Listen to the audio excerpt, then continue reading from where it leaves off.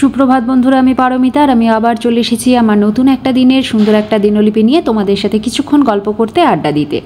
আজ একেবারে breakfast table থেকেই তোমাদের সাথে গল্প শুরু করে দিলাম। আজকে আমাদের ব্রেকফাস্টের মেনুতে কিন্তু একেবারেই হেলদি খাবার দাবার, কারণ তোমরা তো জানোই সাউথ ইন্ডিয়ান রেসিপিগুলো খুব হেলদি হয়।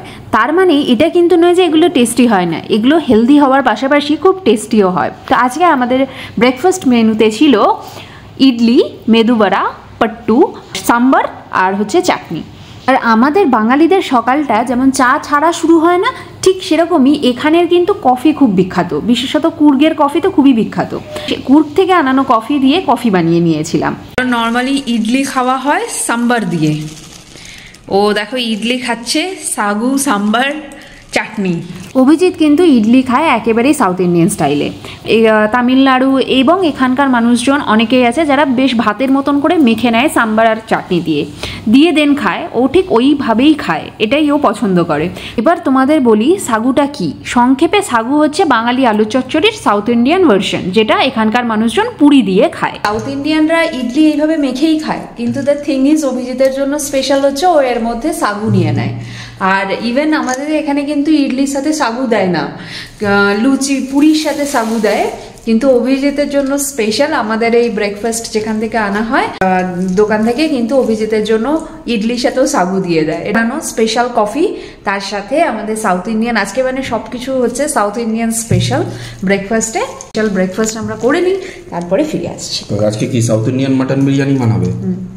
ব্রেকফাস্ট টেবিলে বসে এক রকমের প্ল্যান হয়েছিল, বিরিয়ানি খাওয়া হবে, কিন্তু না, পরে ঠিক করা হলো মাটন খাওয়া হবে, তার সাথে পোলাও। তো মাটনটা অভিজিৎ বানাবে, ও এখানে ম্যারিনেট করে নিচ্ছে ওর মতন করে, আর পোলাওটা বানাবো আমি। আর মাছ নিয়ে আসা হয়েছে, তো পাবদা মাছগুলো ভেজে রেখে দিচ্ছি, এটা তো এই সপ্তাহে পরে কাজে লাগবে।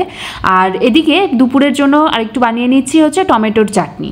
আমি টমেটোর চাটনি আর পোলাওটা বানিয়ে নেবো, আর ওদিকে অভিজিৎ মাটনটা করবে। তো মাটনের রেসিপি তোমাদের সাথে শেয়ার করিনি, এখানে এখন চাটনি বানানো হচ্ছে। চাটনিটা এখানে বানানো হোক, চাটনিটা রেসিপি নতুন করে কি তোমাদের সাথে শেয়ার করব। সাধারণ বাঙালি বাড়িতে যেরকম টমেটো, আমসত্ত্ব, খেজুর দিয়ে চাটনি হয়, সেইটাই বানানো হচ্ছে। এই রেসিপিটা আশা করি তোমরা সবাই জানো। তো চাটনিটা বানাতে বানাতে চলো তোমাদের সাথে একটু গল্প করে নিই। আমরা যারা মিলেনিয়াল এবং পশ্চিমবঙ্গের বাসিন্দা, তারা কিন্তু ছোটোবেলাতে একটা কবিতা সবাই পড়েছি, হও ধরো মেতে ধীর, যেখানে দুটো লাইন খুব বিখ্যাত, নানা ভাষা, নানা মত, নানা পরিধান, বিবিধের মাঝে দেখো মিলন মহান। এটাই আমাদের ভারতবর্ষের ঐতিহ্য।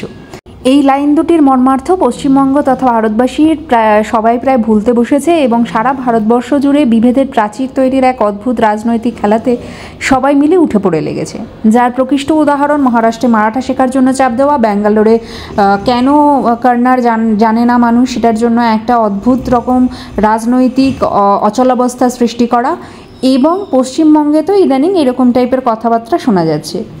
সকাল থেকে দেখলে যে আমরা আজকে কি কি বানিয়েছি। আজকে মেনুতে আছে পোলাও, মাটন কষা আর টমেটো, আমসত্ত্ব, তারপরে খেজুর দিয়ে একটা চাটনি, যেটা আমাদের প্রতিটি বাঙালি বাড়িতেই প্রায় হয়। আমি এখন স্নান টান করে চলে এসেছি, পুজো সারবো, পুজো সেরে আর দেন কিছুক্ষণ সময় কাটাবো, আর তারপরে আমরা লাঞ্চ করব। এখন হচ্ছে আমি একটু টিভিতে একটা ওই আমি যেরকম গান শুনি জানোই প্রত্যেক দিন সকালে, সেই গান চালিয়ে দিয়ে পুজোটা সেরে নেব। গান বলার থেকে বলা ভালো যে ওই স্রোত চালিয়ে এখন পুজোটা সেরে নেব, তারপর ফিরে আসছি তোমাদের সামনে।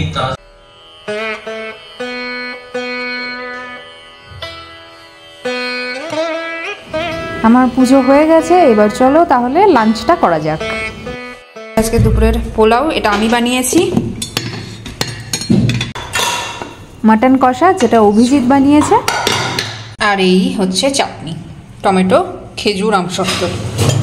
দেখতেই পেলে আমি দেখালাম আজকে আমাদের দুপুরের লাঞ্চটা। এখন প্লেটিং করে নিই, তারপরে ফিরে আসছি। তখন যেটা বলছিলাম, আমাদের ভারতবর্ষের সবচেয়ে বড় দুর্বলতাটা হয় না, আমাদেরকে চট করে ভাঙা যায়, আমাদের মধ্যে বিভেদের প্রাচীরটা খুব তাড়াতাড়ি তৈরি করা যায়।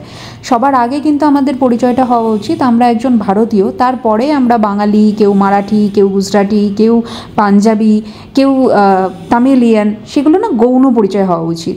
এখন আমরা খেয়ে নিই, তারপরে ফিরে আসছি। কি হচ্ছে আজকে ডিনারে? নুডলস বানাচ্ছি। তাড়াতাড়ি বলুন। দুপুরে লাঞ্চের পর আর ক্যামেরা অন করা হয়নি। আমারও শরীরটা ভালো লাগছিল না, বাইরে প্রচণ্ড বৃষ্টি হচ্ছিল, যার ফলে না নিজেদের মতন একটু সময় কাটাচ্ছিলাম। আর এদিকে অভিজিৎরা অফিসের একটু কাজ এসে যাওয়ায় ও কাজ করছিল। তারপরে অফিসের কাজটা সেরে নিয়ে এখন চলে এসেছি সোজা রাতের খাবারটা বানানোর জন্য। আজকে ডিনারে সিম্পল বাঙালি স্টাইলের, বাঙালি ঘরোয়া স্টাইলে চাউমিন হবে। অভিজিৎ সেটাই এখন বানিয়ে দিচ্ছে। আমি চাউমিন এইরকমভাবে খেতেই পছন্দ করি, আর এতে আলু খেতে খুব ভালোবাসি। তোমরা কারা কারা চাউমিনে আলু পছন্দ করো অবশ্যই আমাকে কমেন্ট করে জানিও। আর হ্যাঁ, সকালে যেটা বলছিলাম, আমাদের সবার আগে কোনটা পরিচয় হওয়া উচিত, আমরা বাঙালি নাকি আমরা ভারতীয়, সেটা অবশ্যই কমেন্টে জানিও। আরও একটা বিষয় নিয়ে তোমাদের সাথে ডিসকাস করার ছিল। প্রথমে আমি এই বিষয়টা নিয়ে কিছুই বলিনি, তারপরে যখন দেখলাম ওই অর্ণব চ্যাটার্জি, প্রিয়া অর্ণব বলে এদের কিছু পেজ চলে, তারা যখন বলছে যে আমরা যারা কিছু বলছি না তারা আসলে লজ্জায় আর কিছু বলতে পারছি না মমতা শঙ্করের পক্ষে, সেই জন্য কিছু বলছি না, আসলে সেটা না। আপনাদের মতন ছোটো লোকেদের সাথে মুখ মেলাতেই না আমাদের অ্যাকচুয়ালি ঘেন্না করছে। ভারত গণতান্ত্রিক দেশ, এখানে ফ্রিডম অফ স্পিচ সবার আছে। মমতা শঙ্কর যেমন নিজের বক্তব্য দিতে পারেন অন্যের সম্মানটাকে বজায় রেখে, আমরাও আমাদের ব্যক্তিগত বক্তব্য দিতে পারি। এবার একজন নারীর একটা বৃত্ত থাকে, নারী পুরুষ সবারই নিজস্ব একটা বৃত্ত থাকে। সেই বৃত্তের মধ্যে সে নারী বা পুরুষ কাকে এন্ট্রি করতে দেবে, কাকে এন্ট্রি করতে দেবে না, সেটা কিন্তু তার সম্পূর্ণ ব্যক্তিগত মতামত। সেই জায়গায় আমরা কিন্তু কেউ কথা বলতে পারি না। মমতা শঙ্কর যে বিশ্বাসী, তিনি যে সময়েতে জন্মগ্রহণ করেছেন, তার পরিবারের যে শিক্ষা দীক্ষা বা তিনি নিজে যে মতামতটা পোষণ করেন, সেই বৃত্তের মধ্যে ঢোকার বা সেই মতামত নিয়ে কথা বলার কোনো এখতিয়ার আমাদের আছে বলে আমি ব্যক্তিগত। আর সত্যি যদি আমাদের সমাজে প্রতিটি প্রাপ্তবয়স্ক পুরুষ নারীত্বের এই যে বিশেষ চিহ্ন, এই যে পিরিয়ডসটাকে এতটাই সম্মান করতে জানতেন এবং তারা সেই শিক্ষায় শিক্ষিত আদতেও হয়ে উঠতে পারতেন, তাহলে সমাজটা অন্যরকম হতো এবং পিরিয়ডসটাকে সত্যিই স্বাভাবিক ঘটনা হিসেবে আমরা দেখতাম এবং সেটা নিয়ে এত তর্ক বিতর্কের দরকার হতো বলে আমার মনে হয় না। আমাদের প্রত্যেকের পরিচিত বৃত্তের মধ্যে এরকম অনেক মানুষ রয়েছে যারা সেই সময় থেকে বিলং করে। তাদের মতামতটাকে পরিবর্তন করার জন্য আমরা তাদেরকে এইভাবে অপমান করতে ছুটে যাই না।